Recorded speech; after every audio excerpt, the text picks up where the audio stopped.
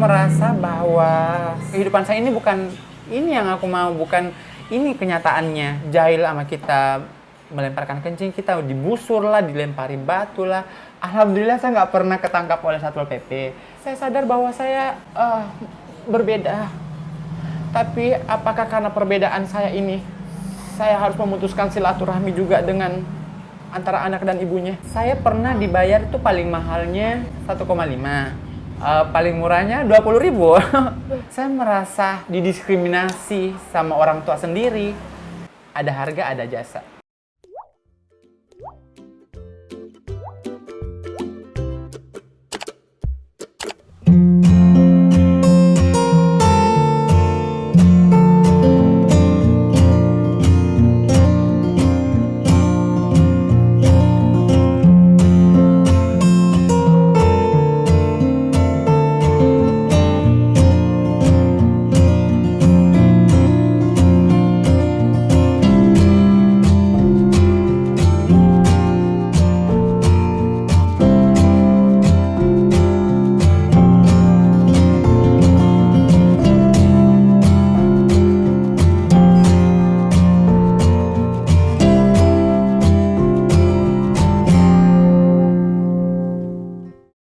Tribun Timur Video.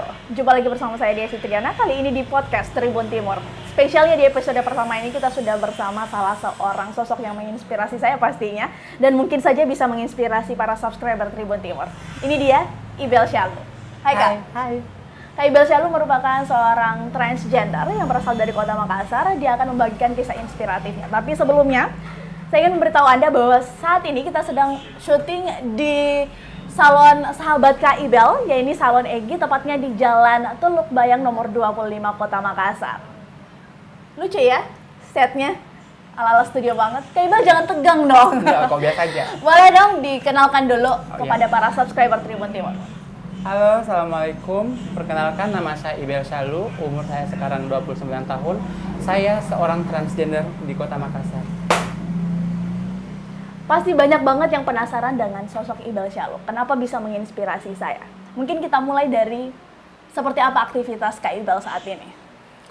Oh ya, aktivitas saya sehari-harinya saya bekerja bersosialisasi sesama transgender, bersosialisasi di Kota Makassar, dan saya bekerja di PKBI Sulsel, Perkumpulan Keluarga Berencana Indonesia, yang di dalamnya ada program peduli. Program peduli sendiri pri kemanusiaan, membahas kemanusiaan. Di dalamnya ada difabel, ada transgender, ada perlindungan anak, ada perlindungan kekerasan terhadap perempuan. Kalau Kak Ibel sendiri mengambil peran khususnya di komunitas transgender, karena saya seorang transgender, jadi saya membantu teman-teman transgender untuk lebih berdaya lagi. Memberdayakan itu seperti apa, Kak? Oh iya, maksud aku pemberdayaan itu memberdayakan teman-teman komunitas agar tidak lagi kembali di pekerjaan yang menurut masyarakat itu sangat mengganggu. Kebetulan transgender itu kita dinamakan sebagai cacat sosial dalam pemerintahan.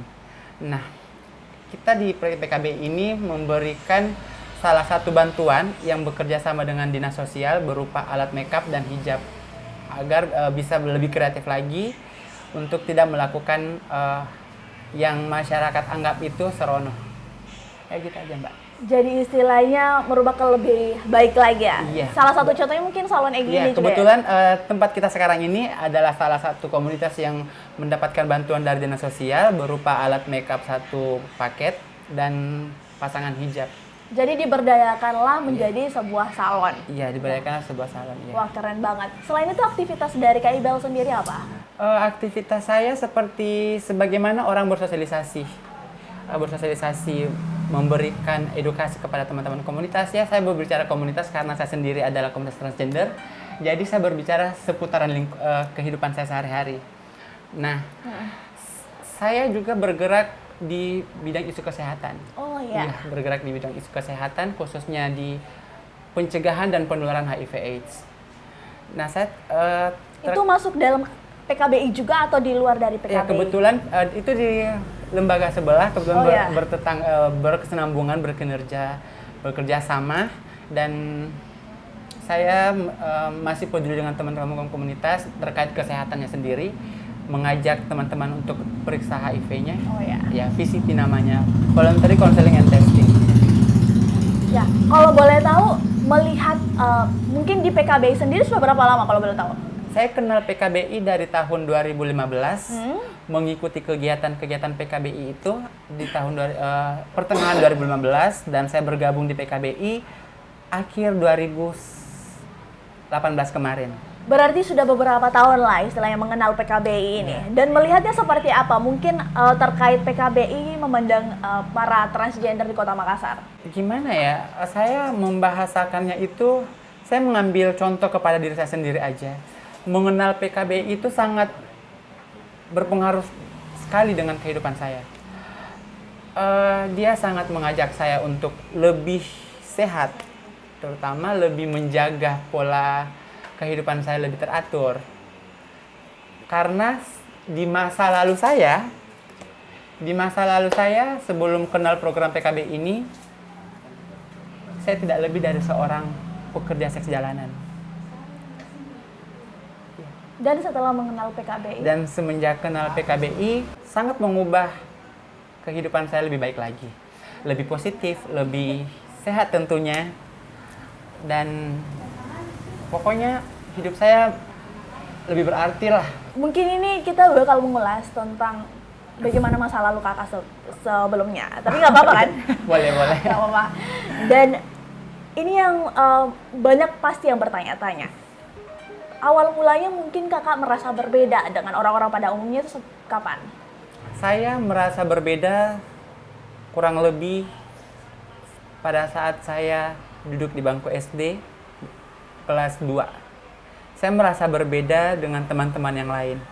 Berbeda dengan teman-teman sekolah, teman-teman di lingkungan. Saya merasa berbeda pada umur ya kurang lebih 6 atau 7 tahun lah. Tapi kan pada waktu seusia seperti itu kan anak-anak ya, belum mengerti tentang perbedaan, sangat belum mengerti. Perbedaan yang Kak Ibel maksud itu seperti apa? Oh, perbedaannya begini, simpel banget ya. Kalau laki-laki itu sebenarnya kan dia bermain bola, bermain takraw, main kelereng kan. Kalau aku enggak, aku ikutnya malah ikut main backline, main lompat karet. Iya. Dan kebanyakan sama teman-teman perempuan? Iya, kebanyakan terhadap teman-teman perempuan. Kebetulan di lingkungan rumah juga itu lebih banyak perempuan yang seumuran saya. Jadi, dan memang dari SD sudah merasa seperti itu? Iya, menurut sejarah ibuku juga, saya pernah diajak ke pasar. Kebetulan ibuku beliin mobil-mobilan. Ujung-ujungnya saya ambil panci-panci, alat-alat masak gitu. Jadi mungkin ya sekitaran seumur 6 atau 7 tahun lah. Aku merasa ada berbeda di antara saya dengan teman-teman yang lain. Pernah mencari jati diri nggak pada proses itu? Saya proses mencari diri itu saat saya kelas 1 SMK. Kelas 1 SMK? Iya, kelas 1 SMK. Itu sudah mulai bergejolak rasanya?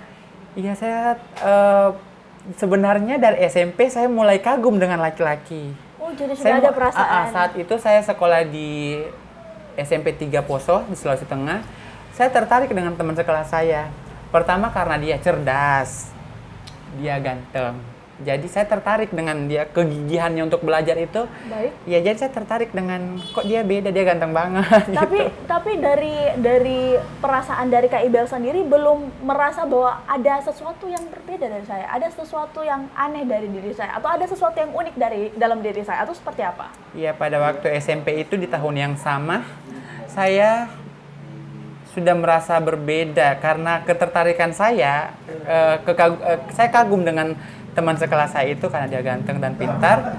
Saya ikut. Biasa terkadang kalau di kamar sendiri aku pakai dandan, pakai sarung, pakai hijab karena kebetulan di lingkungan sekolah saya itu rata-rata perempuannya pakai hijab. Nah, saya ikut-ikutan lah pakai hijab, pakai bedak, pakai lipstik, sampai saya ditegur oleh kakak sepupu saya. "Loh, kok kamu pakai bedak? Kalau kamu gemulai-gemulai gitu." Nah, aku diam aja karena saya nggak tinggal sama orang tua saat itu. Kenapa tidak tinggal sama orang tua? Apa memilih untuk merantau atau seperti apa? Enggak, saat itu saya satu SMP, saya sekolah di sini, di salah satu MTS di sini. Tapi karena saya nggak nyaman dengan lingkungan sekolah, Jadi saya malas-malasan pergi sekolah. Ada proses bully mungkin di sana karena membuat Kak Ibel nyaman, tidak nyaman atau seperti apa? Iya, saya merasa dibully karena kan saya berbeda. Oh. Saya berbeda. Saya sekolah di MTS di Sanawiyah. Jadi sudah merasa dibully sejak iya. remaja. Ya sejak remaja, aku waktu ke sekolah itu naik sepeda. Nah, setiap harinya sepeda saya kok kempes, sepeda saya kok bocor. Terus teman-teman di kelas itu merasa risih kayaknya dengan saya karena saya berbeda dengan mereka. Saya lebih ikut dengan perempuan. Padahal kan kita diajari bukan muhrim saat itu, kan aku sekolahnya di Sanawiyah. Jadi agak risih, aku malas-malasan lah pergi sekolah. Akhirnya aku saat itu tinggal kelas. Dipindahkanlah saya ke Poso. Ke Poso dan di sana mulai Lebih mengguncang banget itu perasaan ketertarikan aku dengan cowok. Tapi belum paham sih itu apa sebenarnya, belum paham. Belum paham juga Belum itu. paham. Dan tetap mengikuti alur. Dan iya mengikuti aja. Saya mainnya, perginya sama perempuan, pulangnya sama perempuan. Keluarga ada tidak yang merespon terkait aktivitas-aktivitas yang Kak Ibel lakukan semasa remaja? Ya mungkin mereka sadar bahwa saya ini berbeda. Karena saya tinggal dalam lingkungan yang memang mereka sangat agamanya kuat banget. Jadi perbedaan itu mungkin kelihatan karena ada yang melihat gerak-geriku berbeda. Saya kok rajin masak, nggak ada kata lelah aku di dapur. Terus sedikit-sedikit dandan, sedikit-sedikit nyanyi, sedikit-sedikit nari. Jadi mungkin mereka merasa kalau saya ini berbeda. Kemudian keluarga saya, sepupu saya menelponlah ke Makassar untuk mengeluh tentang tingkah lakuku. Kok anaknya kayak gini bla bla bla bla bla gitu. Kalau boleh tahu kapan Kak Ibel menemukan titik bahwa ini sepertinya bukan saya sebenarnya? Saya merasa pada saya kelas 1 SMK. Kelas 1 SMK. Iya. Dan saat itu saya kabur dari rumah 8 bulan lamanya. Kenapa kabur dari rumah? Ya karena itu tadi saya merasa ditekan. Karena saya ingin mengikuti organisasi di sekolah, saat itu OSIS. Saya ikut, sedangkan orang rumah bukan menuntut juga sih, dia memberi pilihan bahwa lebih bagus ikut paskibrah daripada OSIS. Karena mungkin mereka sadar kalau di OSIS itu kebanyakan perempuan. Iya, dan saya sering pulang malam, sering bolos juga karena ketidaknyamanan lah.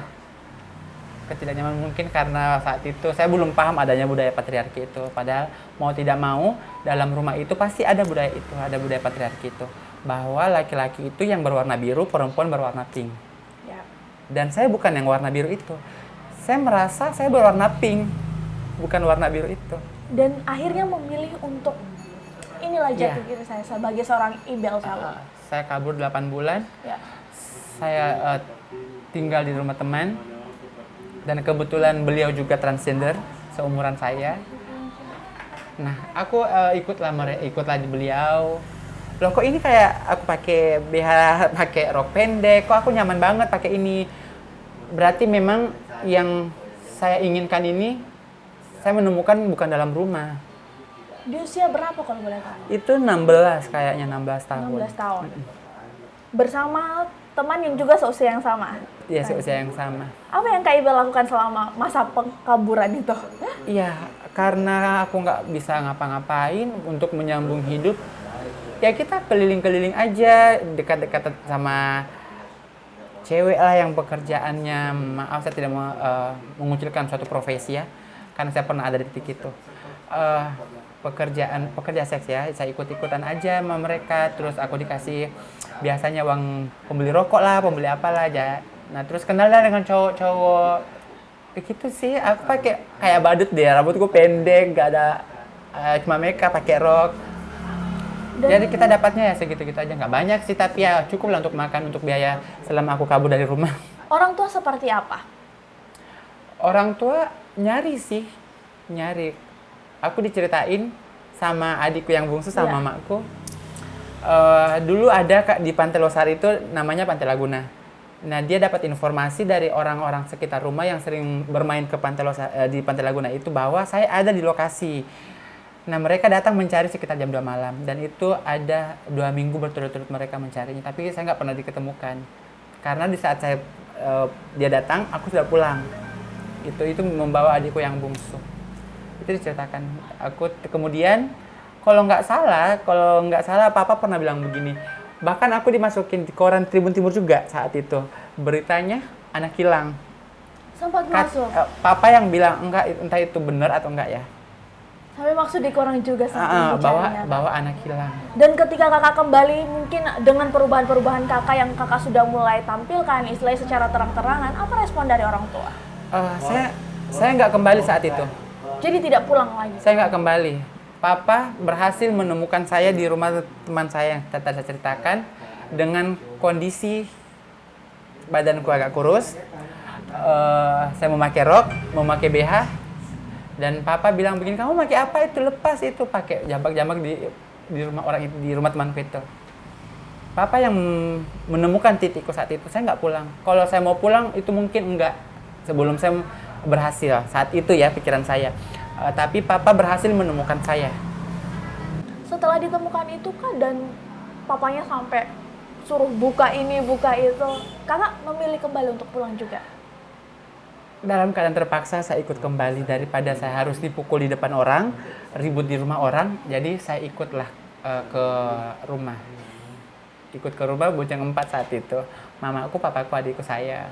Dan setelah di rumah, sejam kemudian, papaku diam aja, nyantai aja nonton. Aku sementara ngobrol sama kakakku yang cewek. Papa tiba-tiba datang dari belakang, kan kebetulan rambut aku dicepol. Kadang untuk menghargai orang rumah, tidak kaget dengan punya rambut panjang, dari rambutku dicepol. Papa tiba-tiba datang, langsung gunting aja, terus kabur kembali nonton. Dan Gitu itu aja. buat kakak sakit atau seperti apa? Sakit banget, menyesal untuk ikut pulang ke rumah. Tapi saya nggak tunjukkan itu. Saya nggak menunjukkan itu. Saya anggap santai, dan jam 2 malam saya kembali kabur lagi. Karena saya merasa tidak ada dukungan dalam rumah itu. Saya merasa didiskriminasi sama orang tua sendiri. Papa doang sih, mungkin mereka juga kakak, ibu kecewa, tapi tidak berlebihan seperti Papa. Papa sampai main kasar banget dengan saya, dan itu saya tidak terima. Sampai sekarang masih membekas lukanya atau? Saya memaafkan tapi tidak untuk melupakan. Oh iya, kabur lagi. Kak Ibel kemana lagi setelah itu? Kembali ke rumah teman. Kembali ke rumah teman. Iya. Dan mungkin proses di situ seperti yang kita sempat cerita sebelum kita tapping, Kak Ibel melakukan pekerjaan seks. Oh iya. Mungkin bisa diceritakan ke awal mulanya berawal dari mana? Saya kabur ke tempat teman lagi. Kemudian saya minta sama temanku bahwa aku masih mau barengan kamu, tapi kita nggak cocok di sini. Kalau di sini lagi kita ditemukan. Akhirnya saya ikutlah sama teman yang lain barengan. Kebetulan teman itu punya salon kecil-kecil, jadi kita numpuklah di salon itu. Dan salon itu dekat, dulu ada diskotik namanya M Club. Nah, kita di situ bermainnya. Akhirnya banyak orang yang bilang, aku kayak cewek gitu. Jadi banyak laki-laki yang dekatin kita, kasih kita minuman, kasih kita uang rokok lah, beliin makan. Akhirnya saya makin nyaman kan. Ternyata aku bisa hidup juga kan, bisa mabuk-mabukan, bisa merokok nggak dibeli, bisa dibeliin makan, uang tersimpan. Meskipun saya punya tugas setelah itu, saya harus menemani dia, menemani yang mentraktir saya harus memberi layanan buat dia, layanan biologis. Dan itu orang tua tidak tahu? Nggak tahu sama sekali. Oh ya, kalau boleh diingat itu tahun berapa, Kak? Aku lupa itu pada tahun Tapi berapa. di Kota Makassar ya? Di Kota Makassar. Dan ada pasarnya halal seperti itu? Iya ada, karena kan orang ketertarikan kalau membahas orientasi seksual itu, kan memang ada yang tertarik dengan waria atau orientasinya memang sukanya dengan waria. Oh ya, kalau boleh tahu, itu yang Kakak Ibel lakukan pekerjaan itu di usia yang masih sangat muda sudah menjadi pekerja seks. Iya. Apakah itu memang kemauan dari Kak Ibel karena nyaman atau hanya sekedar kebutuhan untuk menyambung hidup karena sudah lepas dari orang tua? Kalau masalah kemauan, siapa sih yang mau menjadi seorang pelacur? Siapa sih yang mau menjadi seorang waria? Nggak ada tentunya kan. Cuma karena saat itu saya membutuhkan biaya untuk menyambung hidupku. Dan terlepas dari itu saya harus melakukan hal-hal yang memang tidak pernah saya cita-citakan sama sekali. Karena saya butuh hidup. Saya hidup di jalan, saya sebatang kara saat itu. Saya butuh makan. Dan caranya itu tadi, melayani laki-laki itu. Melayani laki-laki yang memang tertarik dengan saya atau tertarik dengan waria. Dan setelah itu Kak, apakah ada tidak proses pencarian lagi dari orang tua? Masalah itu aku kurang tahu. Tapi aku yang memutuskan untuk kembali ke rumah. Kenapa memilih untuk pulang? Rindu. Rindu sosok ibu. Saya sadar bahwa saya berbeda. Tapi apakah karena perbedaan saya ini, saya harus memutuskan silaturahmi juga dengan antara anak dan ibunya? Enggak kan? Jadi saya memutuskan untuk kembali. Dan saya hanya ingin melihat apakah mereka baik-baik saja. Karena saya mengetahui bahwa papaku mempunyai karakter yang nakal. Itu aja sih. Jadi aku memutuskan untuk kembali. Setelah melihat Kak Ibel pulang, bagaimana respon dari ibunda? Saat itu ibu shock aja melihat saya karena saat itu saya nggak terurus. Pakaian saya yang saya keluar dari rumah berpenampilan berekspresi cowok, terus kembali menggunakan rok pendek, yang nggak pendek-pendek amat sih, tapi dekil banget deh pokoknya, dekil. Terus saya melihat kondisi ibu juga saat itu kurus banget juga, rumah juga nggak karu-karuan. Disitulah aku makin nekat aja untuk lebih aktif lagi mencari duit dengan cara ini, dengan cara pekerja seks itu. Kak Ibel tidak sempat bertanya apa yang terjadi setelah saya pergi. Tanpa saya pertanyakan, saya sudah tahu bahwa papa mempunyai perempuan lain. Papa udah jarang pulang ke rumah. Dan saat itu adikku masih kecil. Jadi, ya mau tidak mau, saya lah dengan saudara-saudara yang lain yang harus memberi kebutuhan rumah, perlengkapan rumah. Dan Kak Ibel tetap memilih jalan itu. Iya. Kak Ibel sempat mencari lowongan pekerjaan dengan mungkin ijazah atau sebagainya. Saya pernah ikut kerja di salon. Tapi saya bukan tidak mensyukuri hasil salon itu. Bukan juga bukan juga menyayangkan waktu. Karena saat saya kerja di salon, kehidupan kita itu sehari-hari begitu. Sedangkan gaji di salon itu saat itu belum seberapa. 450 saat itu. Ya kurang lebih 450 dan harus menanggung untuk berapa orang?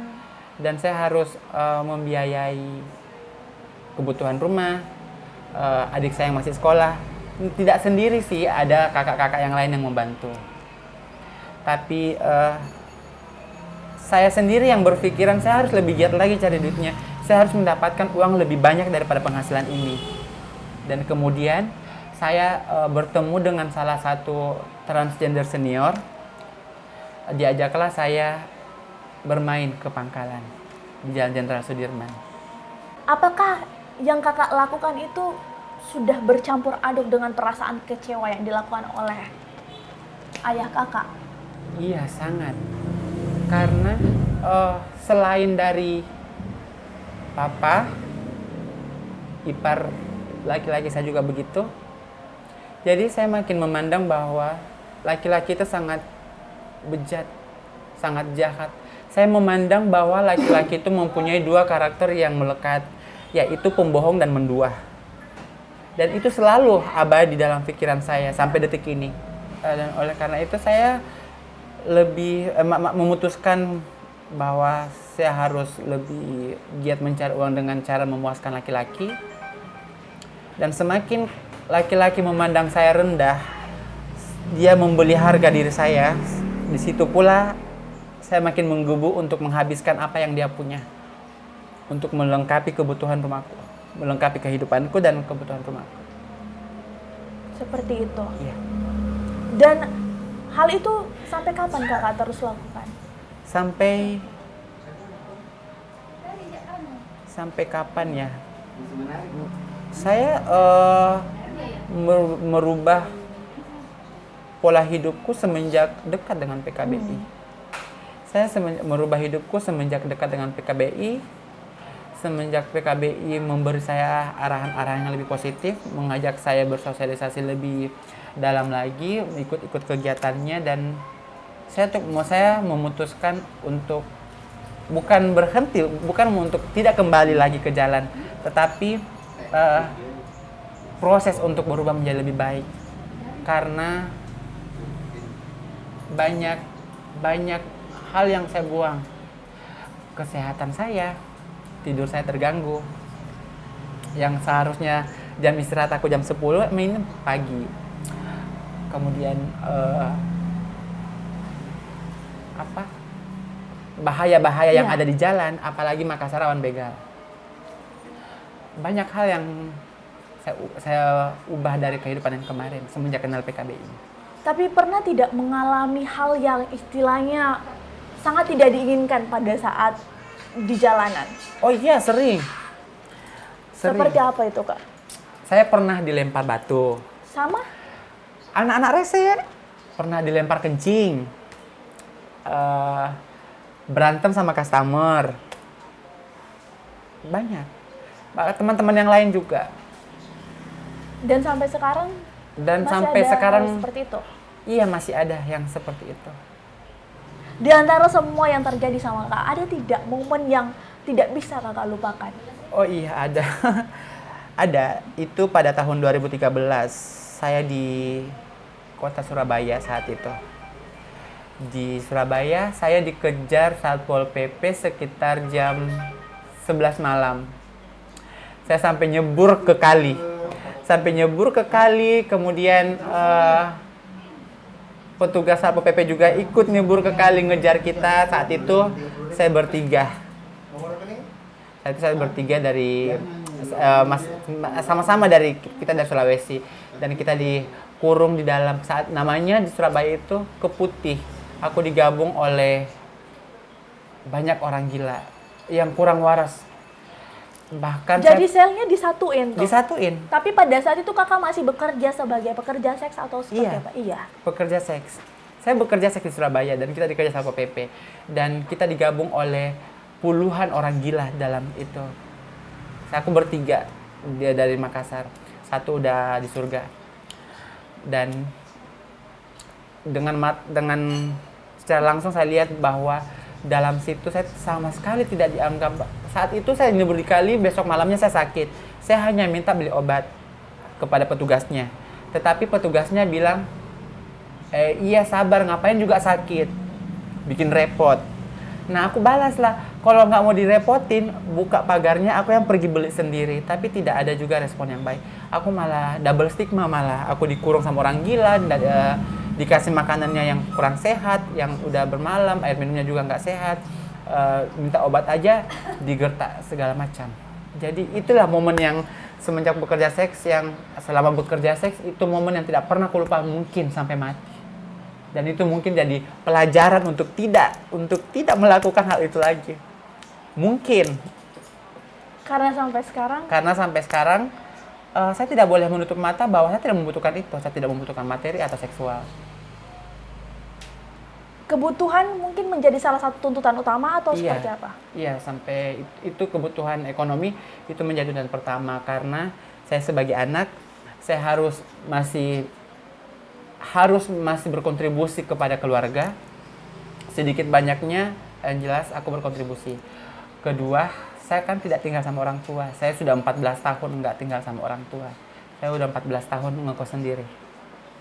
Kak, ini kan perjalanan kakak menjadi seorang waria dan pekerja seks juga bukan pekerjaan, istilahnya dalam waktu yang singkat kakak menemukan pekerjaan itu.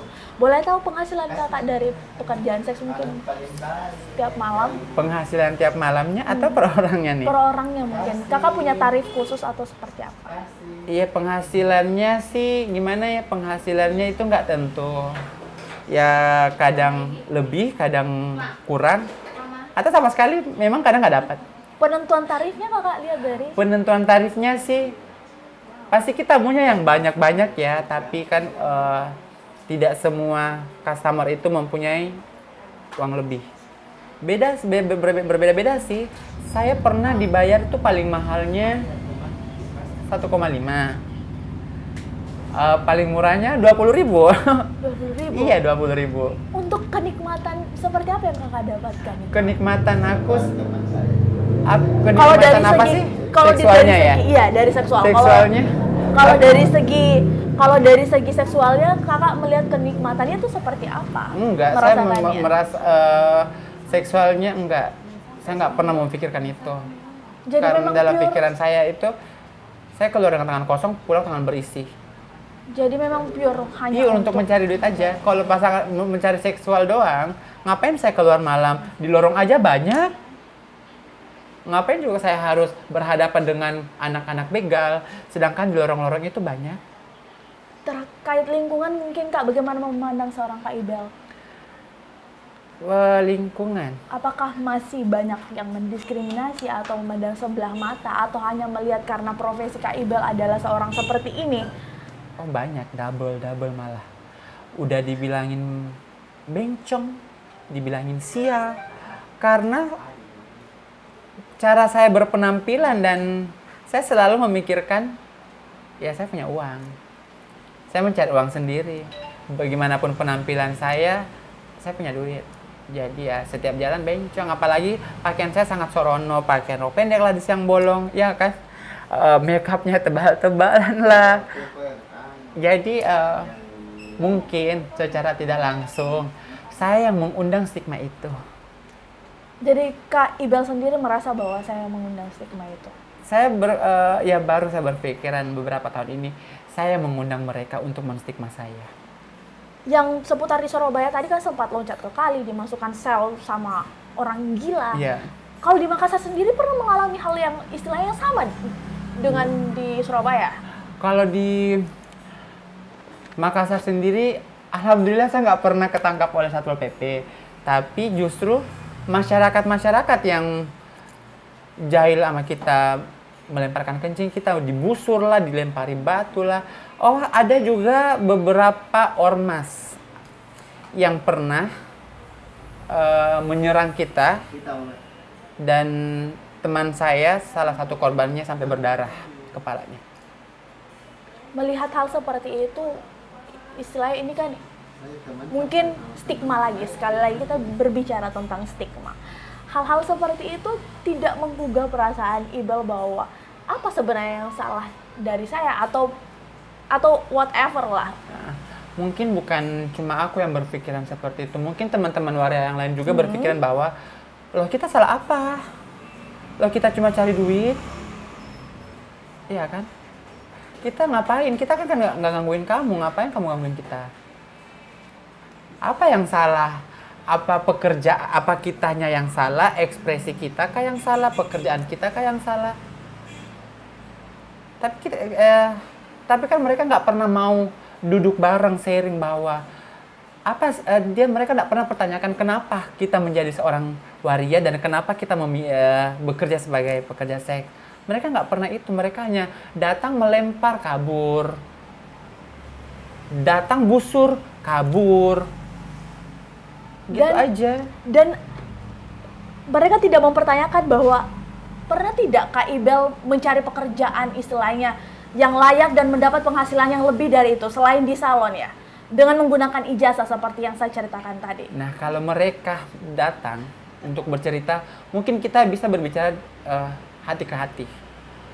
Tapi enggak, mereka datang hanya menyerang kita. Tapi kalau lembaga-lembaga iya. Selalu terbuka untuk mendengarkan keluh kesah Iya.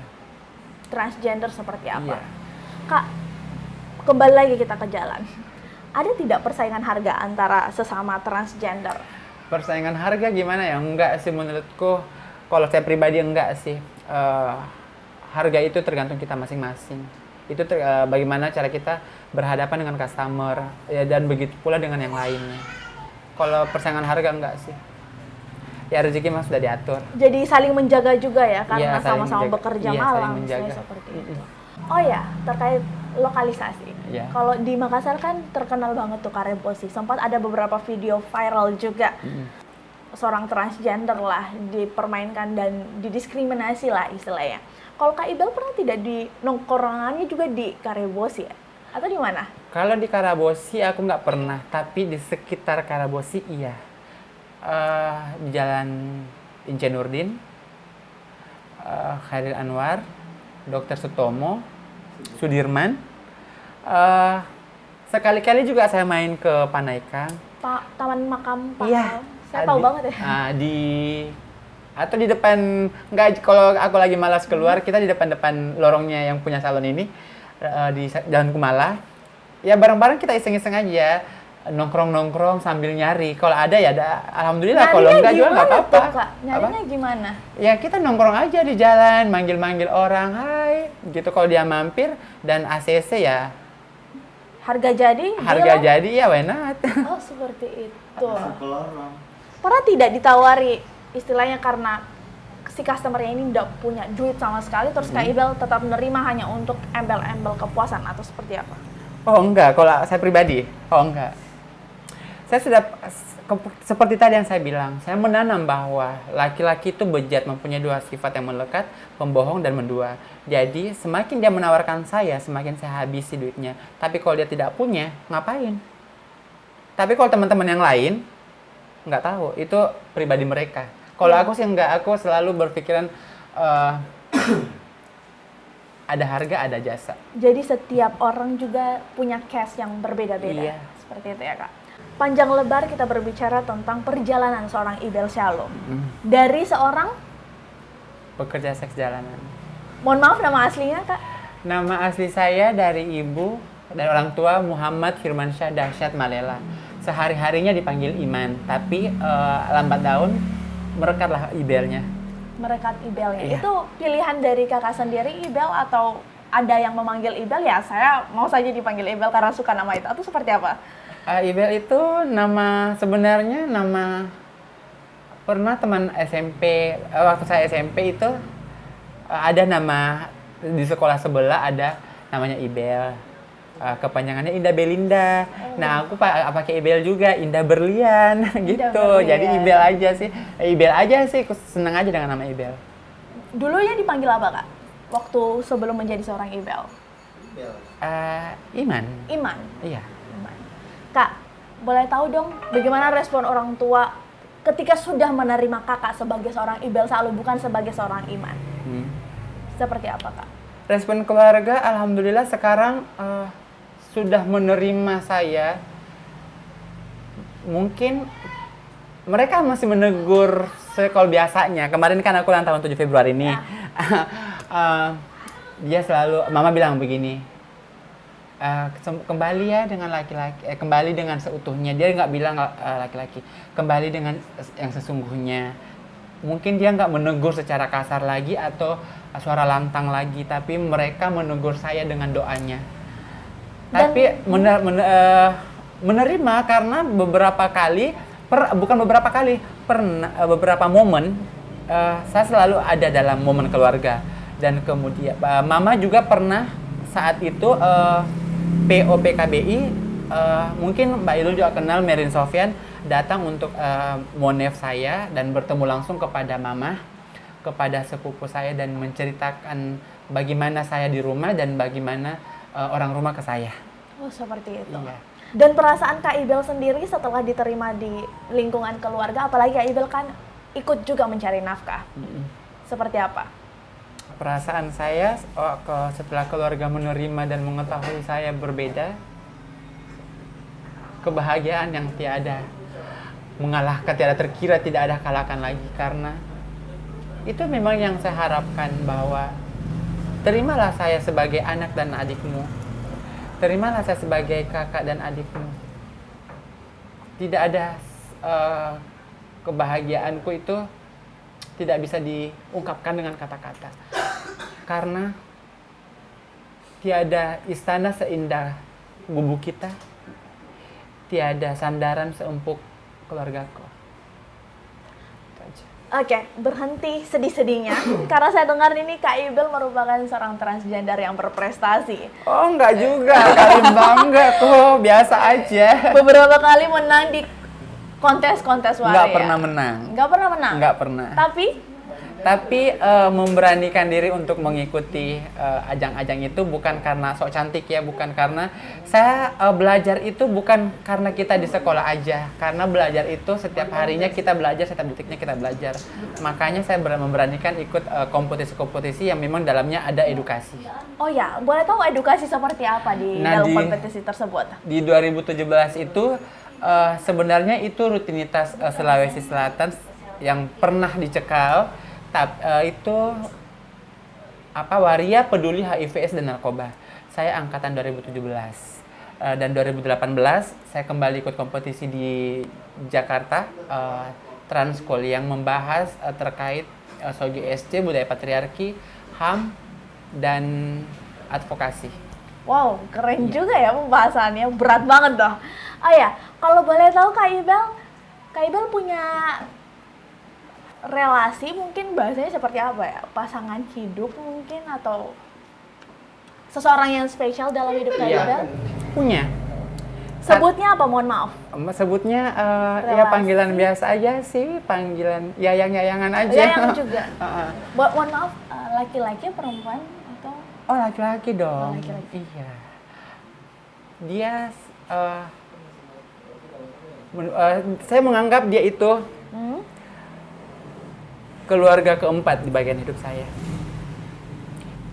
Bukan orang spesial juga, maksudnya bukan spesial dan bukan tidak spesial juga. Dia di bagian urutan keempat.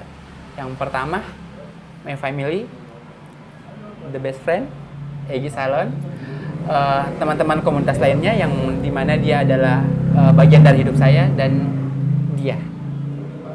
beliau yang hampir tiap harinya menemani saya, memberikan saya support, merangkul saya ketika saya sedih, memberi kebahagiaan, kehangatan, dan pokoknya dialah yang dekat saat ini. Dan merasa bahagia. Bahagia itu bukan karena adanya dia juga sih.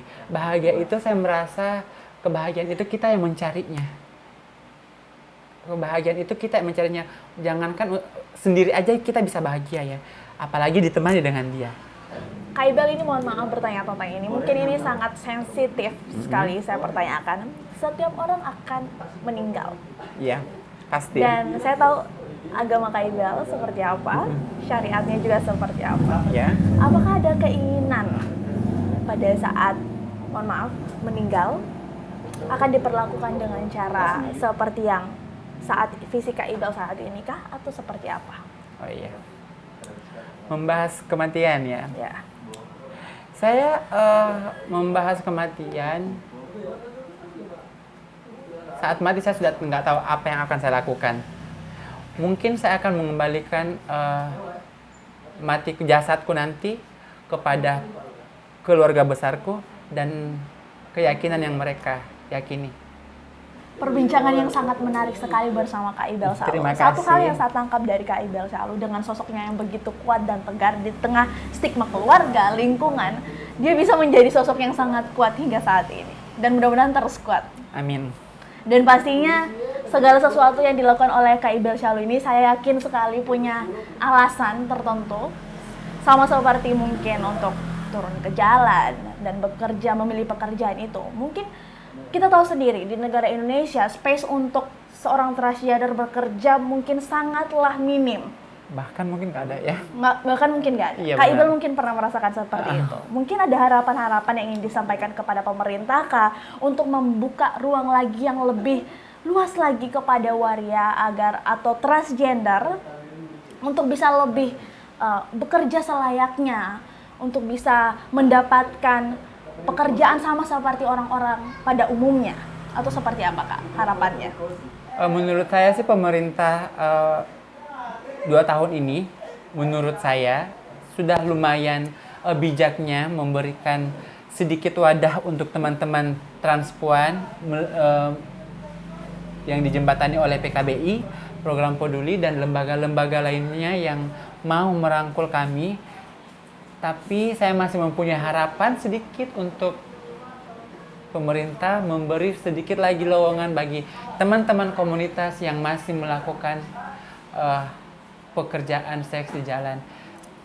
Itu aja sih. Dan teman-teman waria, marilah kita bekerja sama merubah pola hidup, merubah pandangan masyarakat bahwa kami dengan mereka sama. Hilangkan stigma dan diskriminasi terhadap kita karena kita bangsa Indonesia satu, yaitu Bhinneka Tunggal Ika. Kami beragam. Karena kita adalah Indonesia yang beragam, kita Bhinneka Tunggal Ika. Dan transpuan, transgender, atau apapun orientasi seksual apapun itu, sama-sama kalau dia memang adalah seorang warga Indonesia, dia memiliki hak asasi manusia. Betul bukan? Ya. Dan mudah-mudahan dengan adanya video ini juga bisa membuka mata para subscriber Tribun Timur khususnya atau masyarakat manapun yang melihat tayangan ini untuk lebih membuka diri lagi, lebih berpikir luas lagi tentang adanya perbedaan. Dan terima kasih banyak untuk perbincangan yang sangat luar biasa ini. Kak Ibel mudah-mudahan selalu sukses dengan karirnya, selalu sukses dengan jalan yang dipilih. Mudah-mudahan bisa membuka diri lebih positif lagi pastinya. Dan sampai ketemu di podcast selanjutnya Tribun Timur. Jangan lupa like, share, subscribe channel ini. Sampai jumpa. Terima kasih Kak. Terima kasih.